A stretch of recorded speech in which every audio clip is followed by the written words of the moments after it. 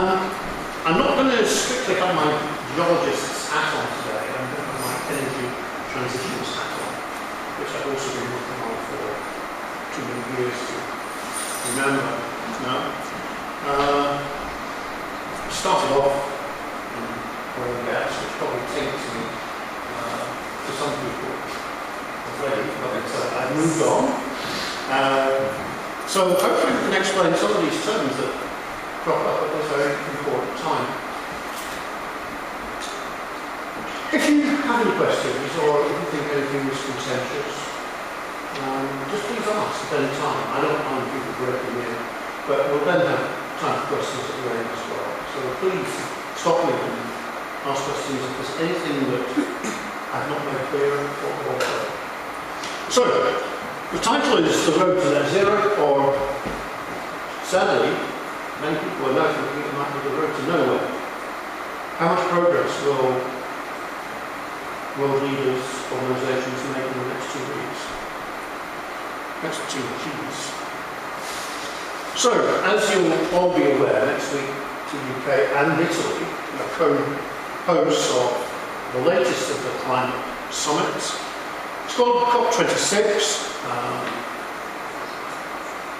Conference of the Parties, it stands for COP, and many heads of government and probably around 20,000 people will be there. I think possibly even more important this weekend, there is a G20 meeting in Rome, and many heads of state will be there. Sadly, some will not be represented for various reasons. Some choosing to opt out of travel restrictions, COVID, or because they probably don't have anything they can say for their respective countries at the moment. But the G20 countries are 20 of the largest economies on Earth at the moment. I've put it ironically at the bottom of the slide here. Today is the end of an even larger conference, and some of us may think it's even more important, and that is the China Coal and Mining Exposition and Conference. And that's expected to attract 35,000 delegates, and there'll be 650 people on exhibit stands in the conference hall in Beijing. Now, these people will be doing all sorts of things like heavy equipment and bringing trucks and mining conveyors and all sorts of things, all of the periphery of mining. But it's an interesting time juxtaposition. We're not sure yet how many of the top guard of Chinese politics will be there, but I suspect quite a few will be represented, even though they won't be in Glasgow. Do you have any feeling or sense of the extent to which this is going to be a greening agenda at the Chinese export? First, it is the maximum exploitation of coal. I don't think there is much internal strife over making decisions, because obviously that wouldn't be necessarily fit into the CCP's agenda. I think it'll be on later slides. They will certainly not get to net zero by 2050. They've said they may do it by 2060, but I think many of us doubt that. And it's certainly going in the wrong direction, rather than a positive direction. So, President Xi has not really given a final decision on why he's not going to be in Glasgow. Other people have changed their mind at the last minute, as you may well know. Right, next please, Bettina. So, COP26, yes, the 26th iteration of these meetings. There have been 25 before, starting with COP1 in Berlin, and that really started governments thinking about global warming and the target of delaying global warming. And you know, I'm a bit sceptical because I think we often, right from Berlin 1, we've heard politicians turning up on the first 2 days of the conference, making their grand speeches, enjoying food and wine. And then the scientists would gather for the next 2 weeks and point out why some of these grand speeches were difficult to maintain, difficult to hit targets. Anyway, delegates from everywhere have met in places like Kyoto, Seoul, Marrakesh on a number of occasions, Bonn, Jakarta. But probably the COP21 in Paris, I got the date wrong there actually, 2005, sorry, 2015. That introduced the concept of net zero, and 191 nations actually signed up across the EU. The countries who did not sign the COP21 Paris Agreement were, as far as I remember it, Iraq, Iran, Saudi Arabia, Eritrea, and one other that escapes me at the moment.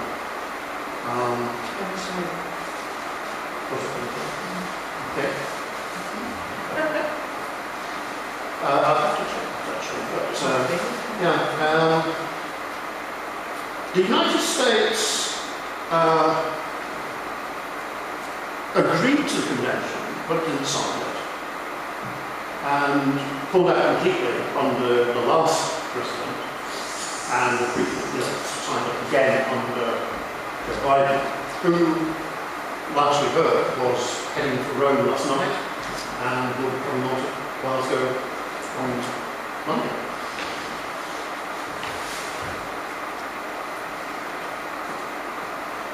Some doubt was expressed, and I saw figures of 150 countries who would not meet their targets. 150 of that 191. And that includes all the G20 countries. Now, there is a very big difference between adopting an agreement, signing it, and passing the legal process. And the UK has signed up and agreed to the legalities. But countries have a remarkable way of working their way out of legal agreements over time. International conventions can be reworded, they can be changed. So it's not signed and sealed is the main point I would make. So the original target was to keep global warming by 2050 to below 2 degrees centigrade, preferably below 1.5 degrees. At the moment, it looks like we're heading for 2.7 degrees. So the target is not going to be met. Next team, please. So we always hear this phrase, will the polluters pay? Make the polluters pay. And we sometimes wonder how the big country polluters like China, India, Brazil, Australia, South Africa, USA, Indonesia, Saudi Arabia, how will they all address the energy transition? And that transition is from fossil fuels, coal, oil, gas, to less dangerous energy sources. And of course you could put things like solar, tide, wind, a number of others under that. And I'll discuss probably later on, how sustainable, how green some of those sources of energy are. Nothing is totally green. They all have some requirements which are important. So, but we have to do some sort of energy transition. Even some of the largest, most dangerous polluters will accept that. Next team. I'm not sure how clear that is, but I'll just go through it. Some of you may remember, many of us on our reading list in the early 1970s had this book by Ehrlich, Paul Ehrlich, on our reading list, The Population Bomb. I had it on a reading list of 6 books when I was called into the University of Sussex to do some talks a few years ago, and I used it widely at the London School of Economics as well. They had really bad thoughts about how the population was going to go on exploding through time. Now, if you can just about see this, so it's not very clear in this kind of projection, but here we're in 1950, along the bottom of the graph, and we go through to 2050. And in 1950, the world population was about 2.5 billion. Now, when I went to university in the mid-60s, the population was about 3.4 billion. When I did my first Open University summer school in the early 70s, it was almost up to 4 billion. And where are we now? Well, 2020, we're at about 7.8 billion world population, and we're heading for 9 and probably up to 10 billion. Now, how sustainable is that in terms of agriculture, resources? And I think the most important of them all is water. A large number of people on Earth don't have electricity, but an even larger number, sadly, don't have usable, healthy drinking water. Some people put it around 3, maybe 4 billion. So that is obviously very, very worrying. Now the question is, how is that trend going to go over the next century? Will that flatten off? That graph shows it beginning to flatten. And some people have said the rate of change of increasing population will go down. Is that good enough? How are we going to do it? I was at a meeting in London about 8 years ago now, I guess, in the Royal Society, and that was addressed by James Lovelock, who some of you will know, have heard his talks on Ghana and other things. And at the end of the questions, a lady stood up and said, James, what do you think the sustainable population of the UK is, and what do you think the world's sustainable population is? And how are we going to get it? Well, again, the Chinese have had one solution to that during their China policy. And Lovelock said, well, I think the sustainable world population is probably around 1 billion. And the sustainable population of the UK is about 30 million. He refrained from answering the second part of the question, and that was how we get to those much lower figures, which of course would be controversial. It could be as natural causes, meteorites hitting the Earth or something like that. Anyway, I still think it's an important book. When the Open University started their Earth Physical Resources course, that was one of the books that students were encouraged to read. So, that affects how we live our lives. Next routine, please. So the hopes for Glasgow were to keep global warming to 2 degrees by 2050. China said they hope to get there by 2060. They've said something about the countries who signed. How many countries will make that target? Well, I think it's probably quite low. Probably around 40 or 50. Which is very disappointing. Next critique.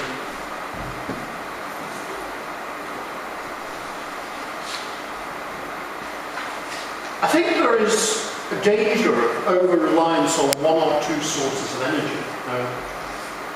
Different countries have their own preferences, which are geographically controlled by where the oil is, where the coal is, where the wind blows. Countries with high tidal ranges, people with lots of volcanoes to generate steam, things like that. So, for is one of the most reliant on one source. France gets more of its energy from nuclear than any other country I know. It's more than 70% at the moment. So, the range on the options are oil, gas, coal, nuclear, hydroelectric, obviously water falling through vast gradients and pipes, turn turbines and generate electricity. Tidal, ideal for estuaries with big tidal ranges. Solar, where the wind blows. Solar, where the sun shines, sorry, get that right. And geothermal, well, you can either just rely on steam coming out of the ground or lava or whatever and try to turn that heat into useful electricity somehow. Or you can pump cold water down into the ground through a borehole, circulate it through the fractures of the rocks. It will heat up because of the thermal gradients on that, and hopefully you can drill another well and the water will come back to the surface. Now, what I think a few people have missed on that, and you know as well as I do, there have been controversies on fracking for oil and sometimes gas. Well, the fracking that you need for geothermal to open up the fractures to get water into is on a much larger scale than it ever would be in the oil and gas industry. It uses quite big frac charges, and in Cornwall they've certainly generated upwards already near to the main geothermal sites. So what do we use energy for? Well, we use it for manufacturing, for transport, for heating, for cooling. I think we forget sometimes that in many parts of the world, when your ceiling fans are not working properly, you need very, very efficient air conditioning. And I know people who spend more on air conditioning than we probably spend on heating on Skye, just to keep the place livable and cool. Next fatigue, please. So I'm only going to address 3 topics today. I'm going to talk a little bit about coal, I'm going to talk about biomass, and say a few words about wind power. Okay, thank you. So I've put as a heading there, old King Coal, forgotten but not yet quite gone. It's a long way from gone in a lot of countries. Now, at home, do you heat your houses? Does anybody burn coal?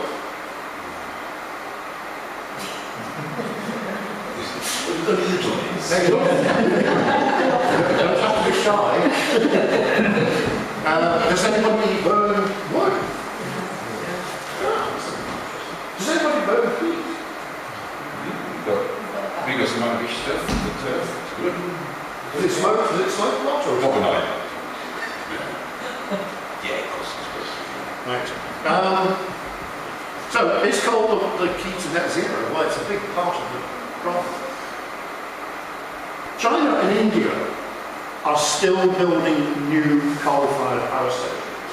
There are just over 1,000 coal-fired power stations still working in China, and India, well, sorry, before I move on, China has been told that they must mine more coal in the next 5 years. Otherwise, industry is going to slow down. India are also building new coal-fired power stations. Now, some of those countries will say, yes, but we're replacing some of the old, not very efficient coal-fired power stations by newer, more efficient power stations. And we are, in some cases, and I think this is fairly small, we are injecting some of the carbon that is released back into the air, carbon dioxide, carbon monoxide in some cases. Next, please, Martin. Well, I don't know how many of you, there's a bit of geology here somewhere, I'm sure. Some of you will be aware that not all coal is the same. That very black looking thing there with, I've got the arrow the right way now, greater than 90% of carbon, this is called anthracite. And it is a very efficient heat generating source of energy. High carbon, not much ash, not a great deal of water comes off it, but it's pretty rare. Nearly half the world's anthracite is mined in China. There is non-mined in the UK now. The only anthracite we mined in the UK was in the west part of Wales, near to the town of Llanelli. But otherwise, we don't. What was that plant in Coventry, Tony, that did anthracite? There was a huge plant in Curzon. In Curzon, the part of Coventry, there was a very, very large anthracite plant. Huge. Was it mine or was it postal? It was both, I think. It was right by Curzon College. So, I mean, my family it's always, we're always told about that work. but it's not functioning now. But it certainly functioned during my time, living in that part of the world. I'll check it on that. Curzon, UK. Yeah, not because there is a Kersley, northwest of Manchester, which has a mine, or did have a mine. This is Curzon. Yeah, it's okay. I had an uncle who was the boss there, so I do know. So, anthracite, very much low cost as well. In some cases, about twice the cost of the next type of coal, which will come up on here, which is called bituminous coal, and that's what most mines in the UK mine, deep and near the surface. And that's from about 75 to 90% carbon. Lots more residue when you burn it, and you don't get the same amount of heat coming from bituminous coal. But most of our large coal fields in the UK, Scotland, South Wales, and Durham, and Northumberland, and Lancashire, Yorkshire, Derbyshire, etc., mined and burned bituminous coal. Next one, please, Matilda. And then we have this stuff which is almost always mined by open cast. It's quarried in some ways. Much lower carbon, 50, 60%, something like that. A lot of waste products when you heat it and burn it, and a lot of steam coming off and other gases. Now, I haven't shown on this presentation some of the most disastrous environmental blight that we get from mining, but some of it is certainly German. I think it's like 82% of German coal comes from lignite or brown coal. It's not particularly compacted. You can see the layers of sediment there, and but it is volumetrically quite an important source in certain countries. And it's worth knowing that probably the German examples are really some of the worst polluting, highest carbon footprints alone. And Poland to some degree. Right, so thank you. So, question, who are the top 10 producers of coal in the world? Who are the top 10 users? Which countries have the largest reserves for the future? May they never be mined in some cases. And it is all coal, the same as a pollutant coal. Certainly not. Anthracite is lower than the other types. Right, team. So, I'm not going to be able to write on this screen, obviously, but what countries would you think might be? China certainly. Australia. Poland doesn't quite get into the top 10, I think. Anyway, next slide, we'll see who they are. So the top 10 producers, and China produces 1,828.8 million metric tons of coal per year. So China has 50.7% of the world's coal production. Indonesia has just overtaken India, and then we go down through Australia, USA, the Russian Federation, South Africa, Kazakhstan has just come in, or Poland just made, sorry, yeah, and then Colombia. And we import, the UK still imports coal. from Australia. Australia is the biggest exporter in the world of coal. We import from the USA, we import from Russia. Don't think we import from Poland at the moment. So those are the top 10 producers at the moment. Right, the next slide I think is, again I'm not sure how well this projects, but these different colour bars, and this goes from 1965 to 2019, and this is in terawatt hours. Now, I'll have to explain these. The red bar, which you can see is increasing progressively, still increasing, is oil. Coal, look at that vast increase in about 2000, when the Chinese economy was recovering. The coal usage in China leapt up enormously. Gas is in green, nuclear is in orange, hydropower, of which there is quite a lot in China, because they've built some enormous dams, with the obvious consequences of moving people to down the rivers. Biofuels, now that includes all sorts of things, biomass, growing algae to give off energy, whatever, and other renewables, which is presumably wind and solar at the top, sorry. So coal is the awkward thing on that graph. Next, please. The top 10 consumers, the users of coal, well, again, China is slightly more than half. India is second, and then the USA, Japan, South Korea, Russian Federation, South Africa, Germany, Poland, and Australia. The US has managed to consume a decreasing amount of coal in recent years because it exports most of their coal. So this is a case of, we sometimes talk about carbon transfer or carbon leakage. Some countries maintain their lower levels by exporting the problem. And that could be exporting jobs and manufacturing, or it could be exporting natural resources. Right, I think final of the coal ones, sorry that slipped aside. The US still has the greatest reserve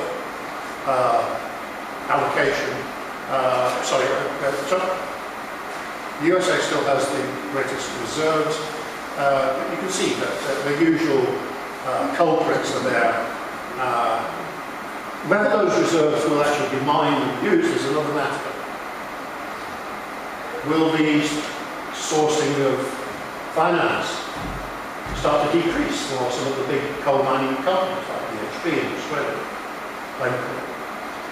Next, please, Matilda. Well,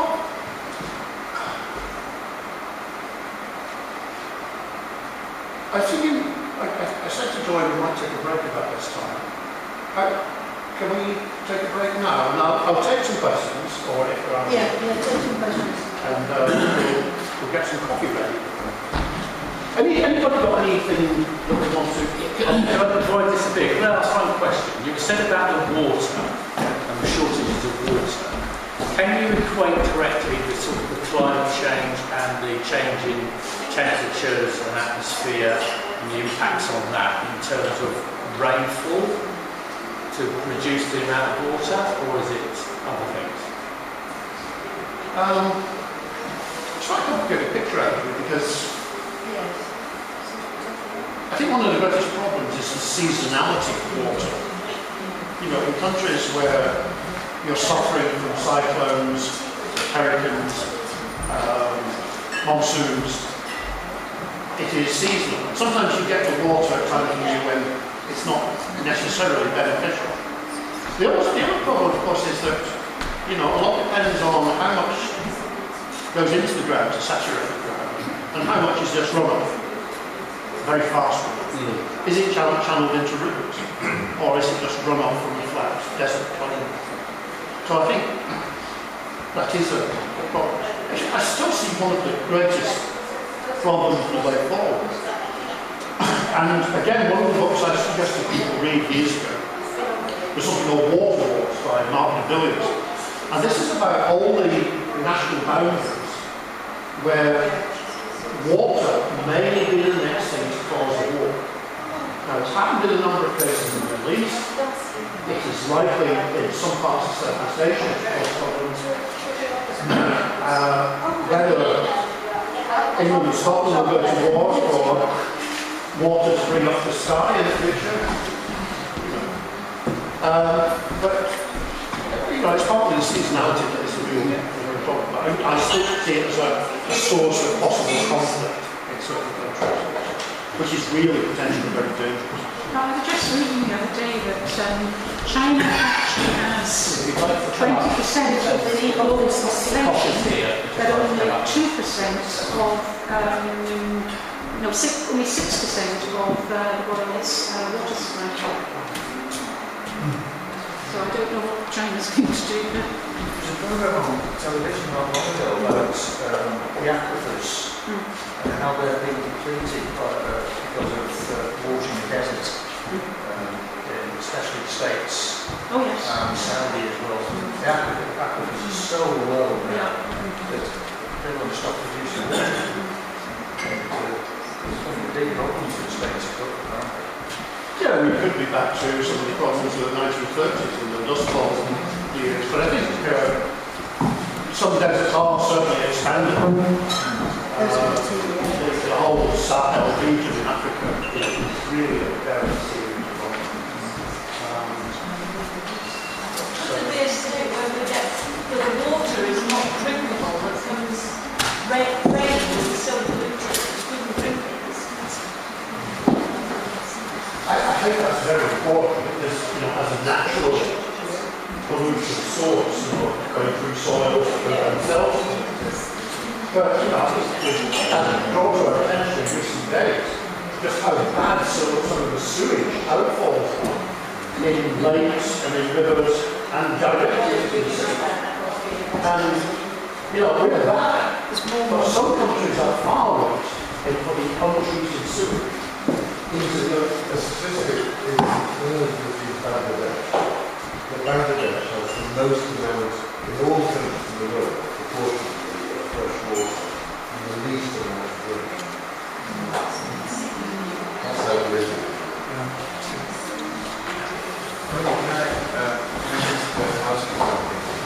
I was recently reading about the use of water and hydrogen to create fuel.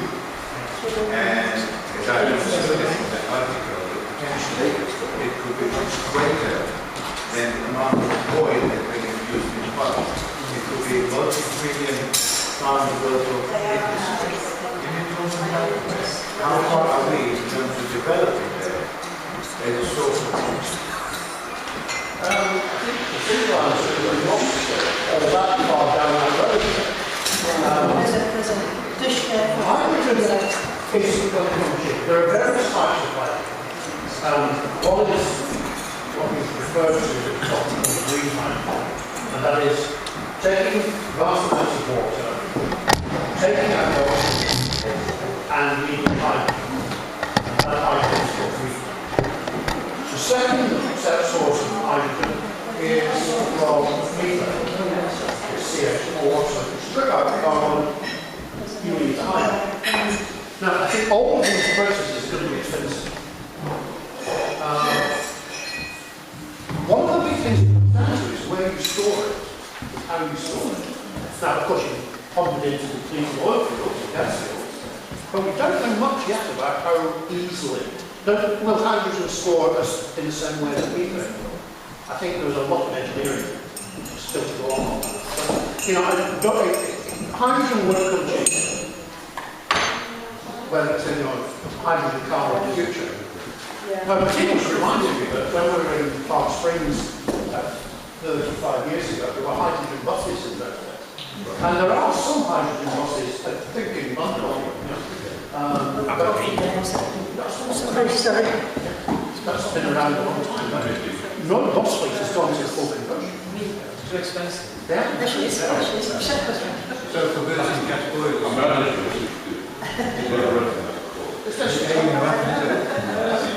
It's not going to be the next advisor. You know, I think I was talking, yeah, I was talking to Charlie about mixed messages.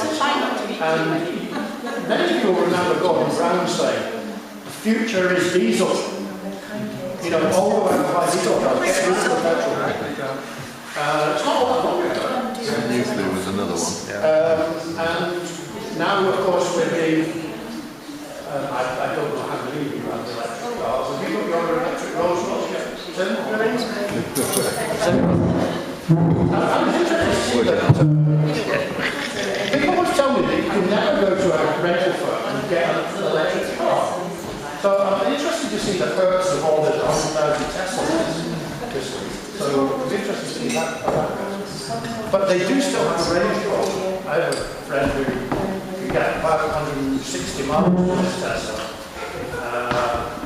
as opposed to the 380 that Tesla suggests. So, you know, our family got electric for some time there. Has everybody had